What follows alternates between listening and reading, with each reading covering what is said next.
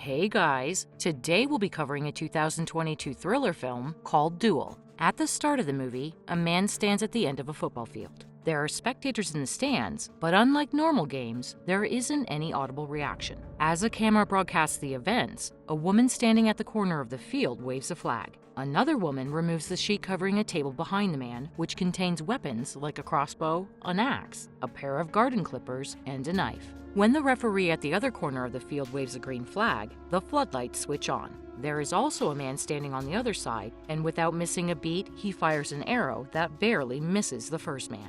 Looking for cover, the first man uses the table as a shield, barely avoiding the arrows piercing into its surface. However, when he moves his hand beyond the barrier to check his opponent, he gets hit with an arrow in the shoulder. In agony, he uses the clippers to cut the arrow shaft off, takes the knife, and starts running towards his opponent. The man manages to dodge the incoming arrows as he jumps on his opponent, overpowers him, and stabs him multiple times. At this point, we learn that the opponent is none other than the man's doppelganger.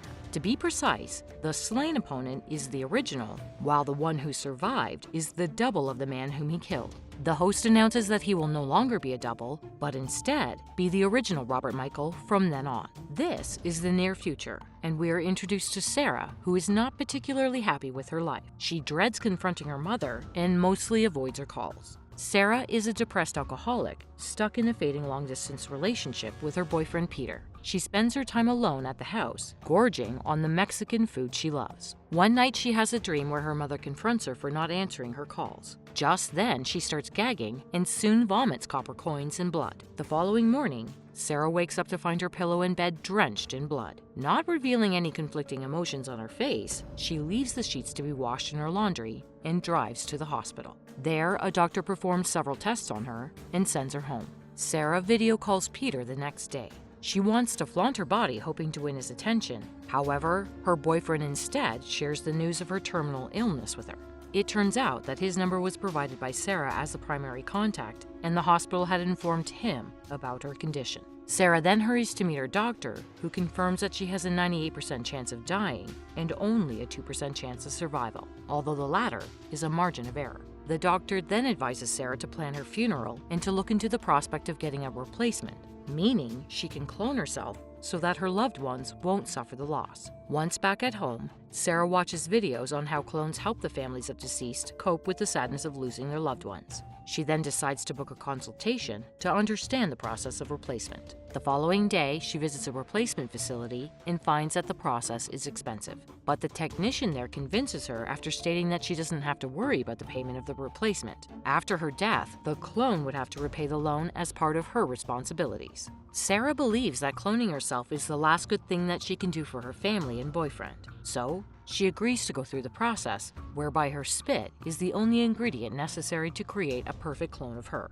The clone will then learn from the original via conversation, and thus become a perfect replacement. And just a half an hour later, Sarah's clone stands in front of her. The technician points out that she has blue eyes as a result of a coding error, but Sarah believes that the blue eyes make her clone look interesting. While returning home, she gives her clone the basic rundown of her life, info about her family, lifestyle wants, and needs. 10 months later, we see that the clone is now in a relationship with Peter. He is far happier than he had ever been with his original girlfriend. Sarah, meanwhile, is stuck in a waiting game. She doesn't know when she will die. One day, she goes for the doctor's appointment and shockingly learns that she is in permanent remission. Sarah has overcome her illness and is now fully recovered. She is then advised by her doctor to decommission her clone. However, when she returns home, Sarah watches the clone have a great time with her mother and boyfriend. She is shocked to learn that the clone has been in contact with her mother for months now. Sarah explains to her mother that she hadn't revealed anything about her impending death because she wanted it to be a goodbye gift. However, when she discloses to them that she is not dying anymore and expresses her interest in decommissioning the clone, her mother and Peter seem unhappy. Enraged, Sarah makes a valiant effort to bring everything back to what it was, but her proposal is rejected by them. Much to her anguish, both Peter and her mother prefer the clone, the loving version of Sarah. When she starts to lash out, Peter takes Sarah out of the house and explains that he is now in love with the clone and not her. He adds that the clone makes him happier than she ever did. Sarah is torn upon realizing that the people from whom she made the clone have replaced her before she could even die. Later, she learns from her lawyer that her clone has requested a petition to stay alive. Even though clones can be decommissioned as per the rules, they can also appeal to continue living if they make very good connections with their loved ones. And when an appeal is made, the original and the clone will have to fight a bloody duel. The winner will determine who gets to live as the original. This is the same process we saw in the beginning of the movie, where the man's clone managed to survive. The lawyer then suggests Sarah take personal combat training. She has a year to prepare for the duel, which will decide her fate. Next, Sarah is forced to move out of the house as the lease is under Peter's name. He makes sure he and his new lover will never have to see her face again. The following day, Sarah signs up for combat classes with a cheap personal trainer, Trent. First off, they start with physical training. At the end of the practice, Trent provides her with a tape and suggests she watch it. In the next scene, Sarah returns home to find gory videos on the tape. It turns out that this was Trent's plan to help her cope with her fear of blood. Surprisingly, the plan works, and Sarah eventually starts enjoying the films. During their training, Sarah is also introduced to all the tools that are provided during the duel. Her personal trainer gives her insights into each weapon and when it can be used. Throughout the next year, Sarah improves her physical and mental prowess while learning the different ways of maiming and killing her opponent in the clone duels. Trent even shows her pictures of deceased individuals and asks her to identify the cause of their death. Sarah manages to recognize almost all of them, but is incorrect about the person who was killed by poison. Trent reveals that sometimes poison can also be provided as a weapon of death during the duel. By now, Sarah has learned every combat technique. She is more than ready to kill her clone. Sadly, she gets a call from her lawyer the day before the duel.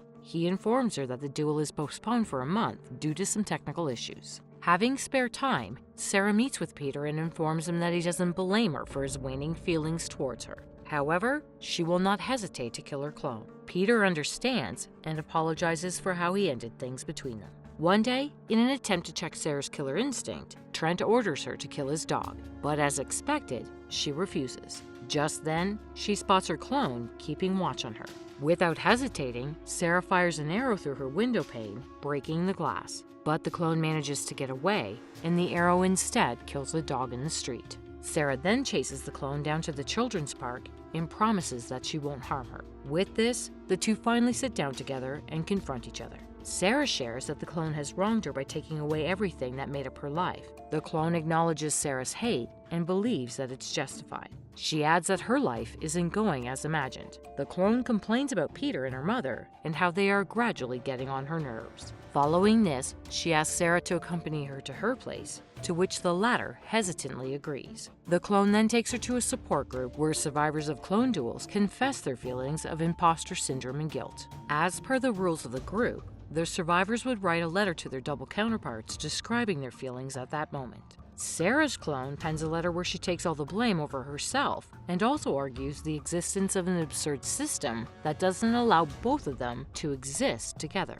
The duel is simply a spectacle for those who watched while two people fought for their survival. After hearing the clone read the letter aloud, Sarah is moved. She begins to believe that the clone is actually empathetic as she thinks about the broader scheme of things. As a result, both of them plan to escape the border on the day of their duel and live a life free of their constraints. The next morning, Sarah drives her car and picks up her clone on the way. Having reached the outskirts of town, they plan to hike through the forest. Before heading out into the woods, the clone gives Sarah a bottle of water and insists on hydrating themselves before heading out. Sarah gladly drinks it, and soon they start their escape journey.